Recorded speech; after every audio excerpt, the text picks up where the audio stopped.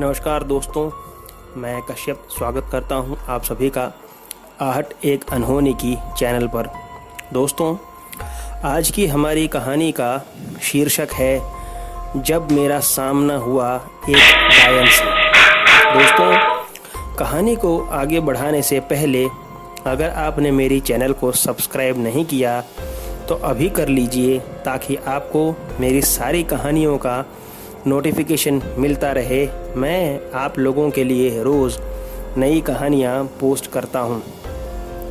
दोस्तों, राजवीर एक व्यापारी है और काम के सिलसिले में दूसरे शहर गया हुआ था।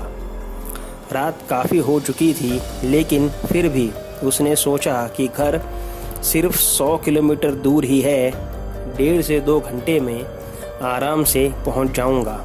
दोस्तों, राजवीर ने ऐसा सोचकर होटल से चेकआउट कर लिया। तभी उसकी माँ का फ़ोन आया कि बेटा कितने बजे तक घर आ रहे हो। तब राजवीर ने कहा कि माँ बस 2 घंटे में पहुँच जाऊँगा। तभी एक काली बिल्ली ने राजवीर का रास्ता काटा तो राजवीर जोर से चिल्लाया कि ये कहाँ से रास्ता काट गई। तब राजवीर की माँ ने पूछा कि क्या हुआ। तब उसने कहा कि कुछ नहीं माँ, गाड़ी में बैठने जा रहा था और ये काली बिल्ली रास्ता काट गई। तब उसकी माँ ने कहा कि बेटा आज मत निकलो वहाँ से, तुम होटल में ही रुक जाओ। काली बिल्ली का रास्ता काटना शुभ नहीं होता और तुम हाईवे पर ड्राइव करने वाले हो। तब राजवीर ने अपनी माता की बात को अनसुना करते हुए कहा कि मैं आपको 2 घंटे में मिलता हूँ। ऐसा कहकर राजवीर ने गाड़ी हाईवे की तरफ मोड़ ली। दोस्तों, आज राजवीर को रास्ता काफ़ी खाली लग रहा था, जैसे वो अकेला ही हाईवे पर गाड़ी चला रहा था। थोड़ी दूर जाने के बाद दोस्तों उसने देखा कि रास्ते पर एक औरत दुल्हन के लिबास में खड़ी है और वह उससे लिफ्ट मांग रही थी। राजवीर ने सोचा कि लाओ इसको बिठा लेता हूँ, अच्छी कंपनी मिल जाएगी। लेकिन अचानक से वह औरत रास्ते से गायब हो गई। यह देखकर राजवीर को जैसे झटका लगा कि ये क्या हो गया। उसने सोचा कि आज कुछ ज़्यादा ही चढ़ गई है, लेकिन तभी उसे आवाज़ आई कि मैं बैठ गई हूँ। यह सुनते ही राजवीर ने मिरर में देखा तो वह औरत पीछे सीट पर बैठी थी। यह देखकर राजवीर एकदम चौंक गया कि ये औरत गाड़ी में कैसे बैठ गई। तभी उस औरत ने कहा कि गाड़ी चलाते रहो, रोकना मत। इतना सुनते ही राजवीर डर सा गया और उसे लगा जैसे वो उस औरत के कंट्रोल में है। राजवीर गाड़ी चलाता रहा। तभी वह औरत उसकी पास वाली सीट में बैठी दिखाई दी।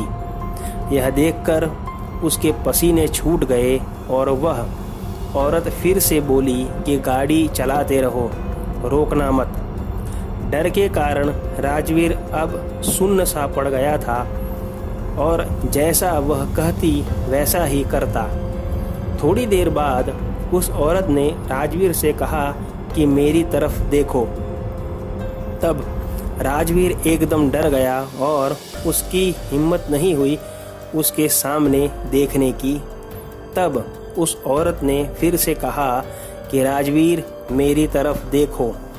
लेकिन राजवीर को डर लग गया कि उसके सामने देखते ही वह भयानक चेहरे वाली घायल का रूप लेगी और उसे मार देगी। औरत के 3 बार बोलने पर भी जब राजवीर ने उसके सामने नहीं देखा, तब अचानक से वह औरत सीट से गायब हो गई और राजवीर को लगा जैसे उसे नया जीवन मिल गया। तभी इतने भयानक चेहरे वाली औरत राजवीर ने गाड़ी के बोनट पर बैठे देखी, जो उसके सामने आंखें फैलाए दांत निकालकर चिल्ला रही थी कि मुझे देखो। और उसे देखते ही राजवीर की मौत की आखिरी चीख निकल गई और उसकी कार का भयानक एक्सीडेंट हो गया। 8 दिन हॉस्पिटल में कोमा में रहने के बाद जब राजवीर को होश आया, तब उसने अपने परिवार वालों को देखा। हॉस्पिटल से छुट्टी मिलने के बाद राजवीर को घर जाकर उसकी मां ने बताया कि वह रोड से करीब 1 किलोमीटर दूर झाड़ियों में पड़ा मिला था गांव वालों को। लेकिन वह अपने परिवार वालों को तब कुछ बता ना सका कि उसके साथ क्या हुआ था। दोस्तों, ये थी राजवीर की कहानी। ये कहानी आप लोगों को कैसी लगी, ये मुझे कमेंट करके ज़रूर बताइए। मिलते हैं कल एक नई कहानी के साथ। तब तक स्टे सेफ। Thank you.